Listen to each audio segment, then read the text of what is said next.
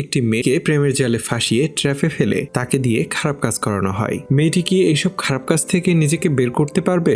আজকের মুভির কাহিনীটি একটি মেয়ের সাথে ঘটে যাওয়া সত্য ঘটনা অবলম্বনে তৈরি করা হয়েছে। শেষ পর্যন্ত মেয়েটির সাথে কি হয় তা জানতে দেখতে থাকুন আজকের এই ভিডিও। মুভি শুরু হয় আর আমরা একটা মেয়েকে গাড়ির ডিক্কির ভেতরে হাত পা বাঁধা অবস্থায় দেখতে পাই। মানে কেউ একজন মেয়েটিকে কিডন্যাপ করে নিয়ে যাচ্ছে।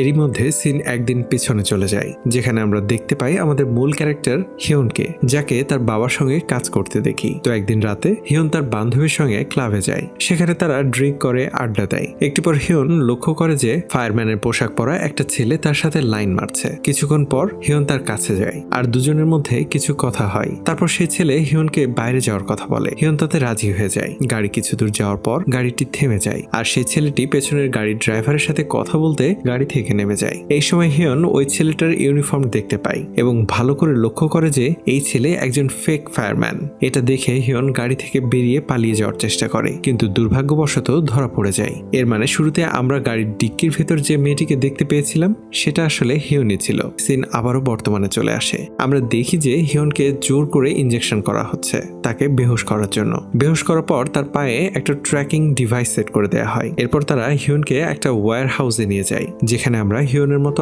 আরো অনেক মেয়েকে দেখতে পাই। এখানে আমরা জানতে পারি যে এরা মূলত এইসব মেয়েদের নিয়ে জোর করে খারাপ সিনের দৃশ্য শুট করায় আর প্রস্টিটিউট হিসেবে বিভিন্ন জায়গায় পাঠিয়ে দেয়। একটু পর আমরা বব নামের একজন ব্যক্তিকে দেখতে পাই। বব একজন সরকারি অফিসার এবং খারাপ কাজ করানো গ্রুপের স্থানীয় লিডার। বব সেই ওয়্যার হাউসের দিকে আসছিল, কিন্তু রাস্তায় পুলিশের গাড়ি দেখতে পাই। বব সেখানে যায় আর আমরা একটা মেয়ের ডেড বডি দেখতে পাই। মেয়েটি পালানোর চেষ্টা করায় ববের লোকজন তাকে মেরে ফেলে। এলাকার লোকজন বডি দেখতে পেয়ে অফিসারকে কল করে। যদি পুলিশ এসব নিয়ে তদন্ত করে তাহলে বব ঝামেলায় পড়ে যাবে। এই জন্য বব দুজনকেই মেরে ফেলে। এরপর বব ওয়্যার হাউসে চলে আসে এবং হিয়নকে বোঝায় যে তোমার কাছে আর কোনো উপায় নেই, তাই ভালো হবে যদি তুমি এইসব মেনে নাও, আর নয়তো তোমার পরিবারকে আমরা মেরে ফেলতে পারি। আর এখানেই বব হিয়নের নাম পরিবর্তন করে অ্যাডাম রেখে দেয়। এরপর আমরা দেখি সব মেয়েদের প্রেগন্যান্সি টেস্ট করা হচ্ছে। একটু পরে ওন এসে পিসি ও অ্যাডাম নামের মেয়েটিকে নিজের সঙ্গে নিয়ে যায় আর তাদের দিয়ে খারাপ সিনের শুট করায়। শুটিং হওয়ার পর অ্যাডামকে একটা ক্লায়েন্টের ঘরে নিয়ে যাওয়া হয়। ঘরে ঢুকেই কিছুক্ষণ পর অ্যাডাম সেই ক্লায়েন্টকে আহত করে এবং সেখান থেকে পালিয়ে যায়। ওন তার পিছু পিছু দৌড়ায়। অ্যাডাম একজনের বাড়িতে ঢুকে যায়। ওন ছুটে এসে অ্যাডামকে ধরে ফেলে। অ্যাডাম সেখানে থাকা ভদ্রমহিলাদের কাছ থেকে সাহায্য চায়। ওখানে ওন একজন পুলিশ অফিসারের পরিচয় দিয়ে সেখান থেকে অ্যাডামকে নিয়ে চলে যায়। পালানোর চেষ্টা করায় অ্যাডামকে বরফের নিচে চাপা দিয়ে রাখে। এরপর সিন 1 বছর আগে চলে আসে আর আমরা আবার সেই মেয়েদেরকে প্রেগন্যান্সি টেস্ট করতে দেখি। এরপর আমরা দেখি অ্যাডাম আর পিসি একসাথে বসে গল্প করছিল।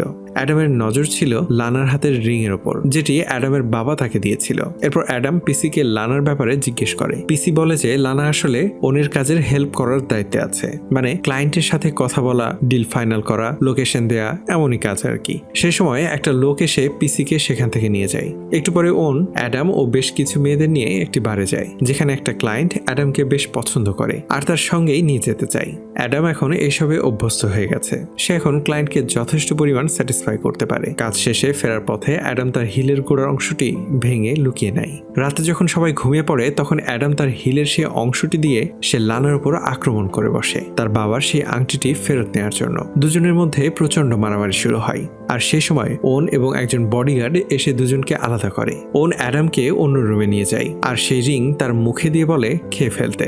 না চাইলেও অ্যাডাম সেটাই করতে বাধ্য হয়। এরপর যখন ওন সেখান থেকে চলে যাচ্ছিল তখন অ্যাডাম পেছন থেকে তাকে ডাক দিয়ে বলে যে সে তার সাথে মিলে কাজ করতে চায়, কিন্তু ওন না করে দেয়। পরের দিন ওন অ্যাডামের সাথে আরো দুজন মেয়েকে নিয়ে একটা ক্লাবে যায়। কাজ শেষে সেখানে তাদের মধ্যে পেমেন্ট নিয়ে কিছু কনফিউশন তৈরি হয়, কিন্তু অ্যাডাম সেটা সমাধান করে দেয় আর এই সুযোগে বাকি দুজন মেয়েও ক্লাব থেকে বের হয়ে যায়। ওন অ্যাডামকে নিয়ে তাদের খুঁজতে যায়, কিন্তু তাদের দেখা না পেয়ে ওন ক্লান্ত হয়ে পড়ে। কিন্তু ভাগ্যবশত অ্যাডাম সেই দুইজন মেয়েকে আবারও দেখতে পায় আর সুযোগ বুঝে অ্যাডাম আবারও ওনের সাহায্য করে। রাতের বেলা অ্যাডাম বাথরুমের জন্য দরজায় নক করে। বাথরুম শেষে অ্যাডাম তার মল থেকে সেই রিংটা পেয়ে যায় এবং তা পরিষ্কার করে নিয়ে যায়। পরের সিনে আমরা দেখি ওন লানাকে বের করে দিয়েছে, অ্যাডামকে তার জায়গায় কাজ করতে বলছে। এই সময় ওন অ্যাডামকে কিছু দিক নির্দেশনা দেয় আর বলে যে তার ক্লায়েন্ট কখনোই বেটার কথা জিজ্ঞেস করে না, আর বলে যে তার ক্লায়েন্ট কখনোই রেটের কথা জিজ্ঞেস করে না, কারণ তারা রেট আগে থেকেই জানে। এমন কিছু নিয়মের কথা অ্যাডামকে শিখিয়ে দেয়। কিছুদিন পর অ্যাডাম ওনের সঙ্গে ডেড নামের একজন বাড়িতে যায়, যেখানে অ্যাডাম বুঝতে পারে ওন এখান থেকে ড্রাগ নেয় আর নেশা করে। এরপর সিন কাট হয় আর আমরা ববকে একটি কনফারেন্স ড্রাগের বিষয়ে বক্তব্য দিতে দেখি। বক্তব্য শেষ হওয়ার পর এক অফিসার এসে ববের কাছে হাজির হয়। মুভির শুরুর দিকে বব যে খুনগুলো করেছিল অফিসার মূলত সেগুলির জন্যই এখানে এসেছে। অফিসার বলে যে যখন এই হত্যাগুলো হয় তখন আপনার লোকেশন সেই জায়গাতে ছিল, আপনি কিছু জানেন? তখন বব বলে যে এই বিষয়ে আমি আপনার সাথে অফিসে গিয়ে কথা বলবো। সিন শিফট হয় আর আমরা দেখি যে ববের কাছে কল আসে, কিন্তু সেই ক্লায়েন্ট টাকা পয়সা নিয়ে জিজ্ঞেস করে। তখন অ্যাডাম বুঝে যায় যে এটা কোনো ক্লায়েন্ট নয়, নিশ্চয়ই কোনো অফিসার। কিন্তু তবুও অ্যাডাম তার অর্ডার বুক করে নেয়, তার ব্যাপারে কাউকে কিছু বলে না। এরপর আমরা ওন এবং অ্যাডামকে ববের সঙ্গে সেই তদন্তের ব্যাপারে কথা বলতে দেখি। ওন কোনো রিস্ক নিতে চায় না, এই জন্য কিছুক্ষণ পর সে ববকে মেরে ফেলে। তারপর ওন, অ্যাডাম ও একটা প্রেগনেন্ট মেয়েকে নিয়ে মারিও নামের একজনের বাড়িতে যায়, যেখানে অ্যাডাম মেয়েটিকে দেখে বুঝতে পারে যে যখন তাকে কিডন্যাপ করা হয় তখন মারিও সেই ব্যক্তি ছিল যে তাকে গাড়ির ডিক্কির মধ্যে রেখেছিল। মারিও অনেক মেয়েকে কিডন্যাপ করেছিল, যে কারণে সে অ্যাডামকে চিনতে পারেনি। তো ওনের এখানে আসা আর ম্যারিওর এভাবে এখানে থাকা অ্যাডামের মনে সন্দেহ জন্মায়। অ্যাডাম ওয়াশরুমের বাহানা দিয়ে বাড়ির চারপাশ ঘুরতে থাকে। এরপর একটা রুমে গিয়ে দেখে অনেকগুলো বেবি কিট, আর পাশের রুম থেকেই একটা মেয়ের কণ্ঠ শুনতে পাই। অ্যাডাম দরজা খুলে দেখে পিসি সেখানে শুয়ে আছে। আর তখনই অ্যাডাম সবকিছু বুঝতে পারে যে মেয়েরা ক্লায়েন্টকে খুশি করতে গিয়ে প্রেগনেন্ট হয়ে যায় তাদের এখানে রাখা হয়, আর তাদের ডেলিভারি হওয়ার পর বাচ্চাগুলোকে অন্য কোথাও বিক্রি করে দেয়া হয়, আর মেয়েগুলোকে আবার সেই ওয়্যার হাউসে পাঠিয়ে দেওয়া হয়।